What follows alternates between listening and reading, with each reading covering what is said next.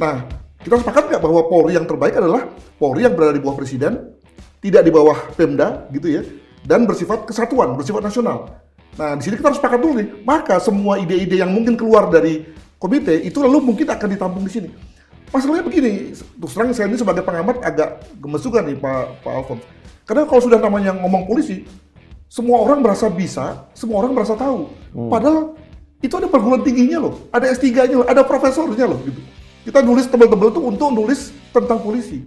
Tapi dalam hal ini kok semua orang merasa bisa ngomong polisi hanya dengan bersumber dari pengalaman kecilnya, lalu bisa mengambil satu generalisasi tentang polisi.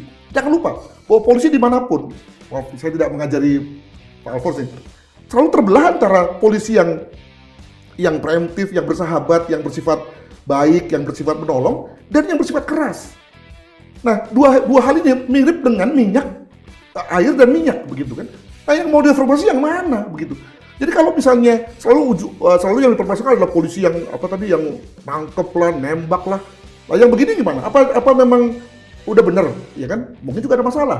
Tapi apakah lalu kemudian kita harapkan ini jangan bekerja lalu ini? Tidak bisa juga. Karena tadi ada situasi di mana orang sudah melanggar pidana dan memang harus dilakukan suatu tindakan tegas. Jadi sekali lagi hanya kepolisianlah di dunia ini, Polri salah satunya, yang memiliki tugas multi peran dan bahkan bukan hanya multi peran tapi paradoks peran.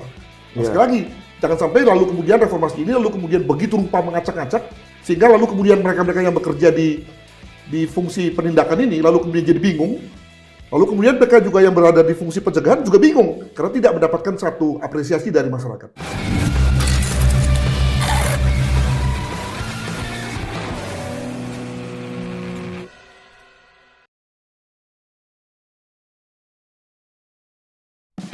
Nah, kita sepakat nggak bahwa Polri yang terbaik adalah Polri yang berada di bawah Presiden, tidak di bawah Pemda, gitu ya, dan bersifat kesatuan, bersifat nasional.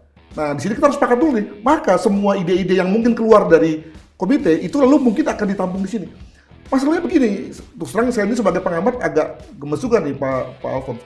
Karena kalau sudah namanya ngomong polisi, semua orang merasa bisa, semua orang merasa tahu. Padahal itu ada perguruan tingginya loh, ada S3-nya loh, ada profesornya loh gitu. Kita nulis tebel-tebel tuh untuk nulis tentang polisi.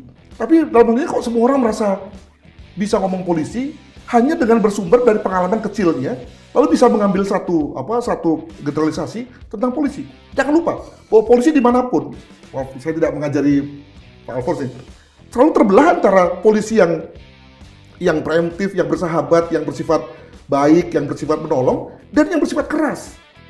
Nah, dua hal ini mirip dengan minyak,